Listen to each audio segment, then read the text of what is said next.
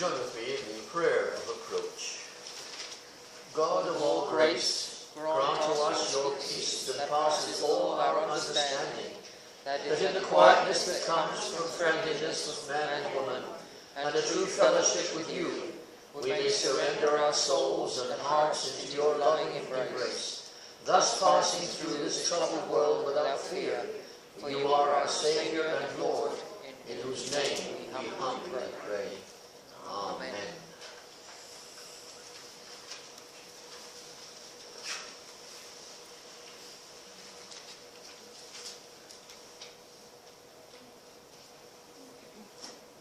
What is this a symbol of?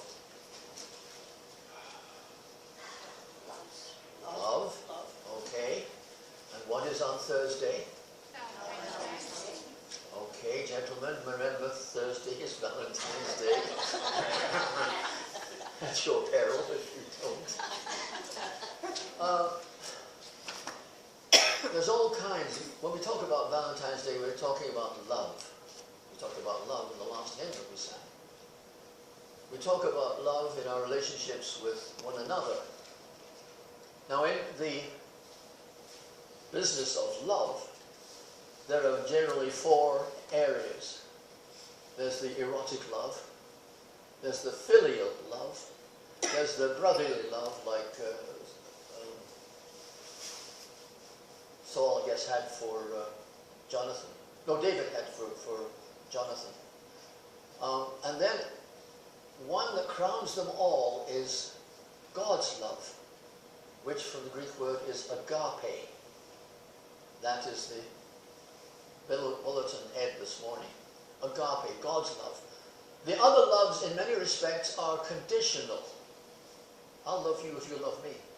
But if you don't love me, I'm not going to love you. But God's love is one that embraces us always.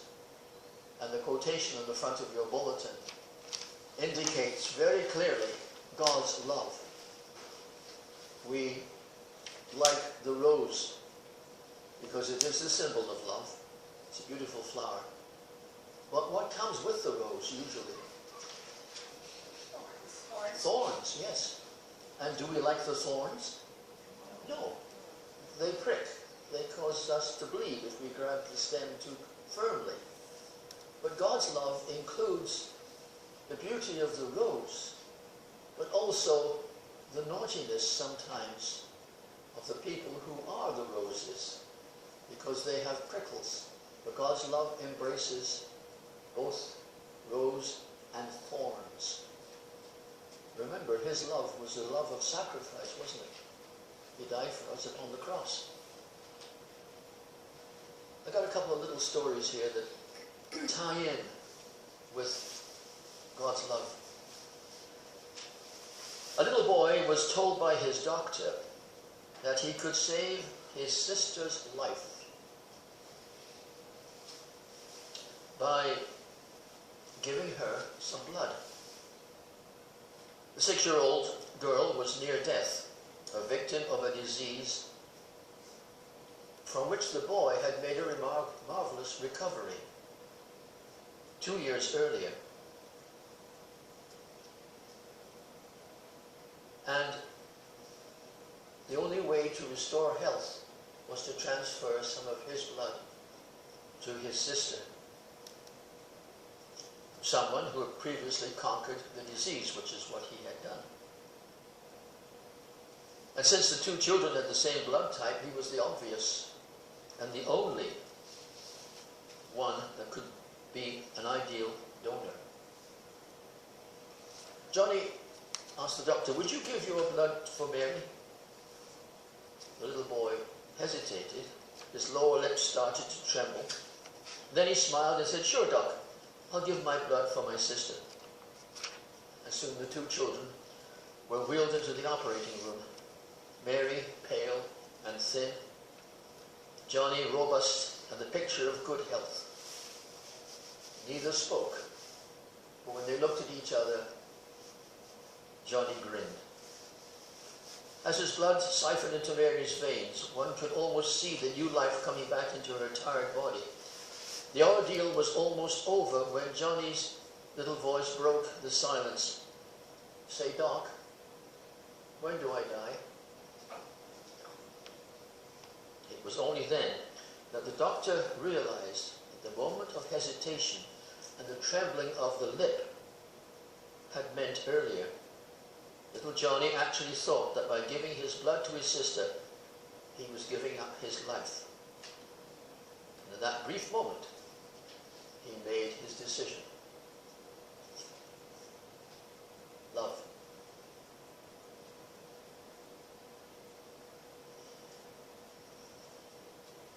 The other little story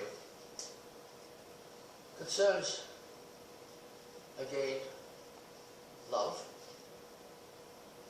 The old woman was walking down this street, sort of like a slum area in London.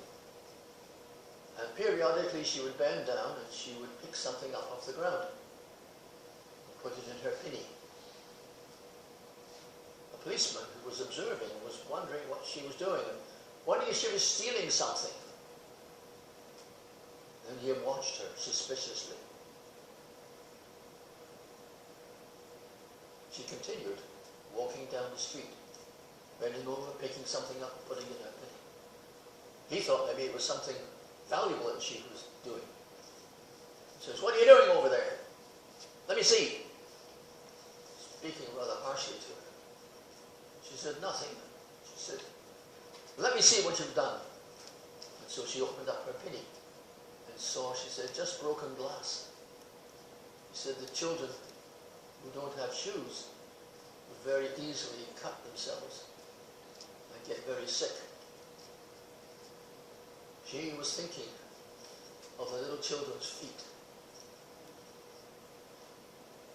The little boy thought that by giving his blood to his sister, that he was going to finish his own life.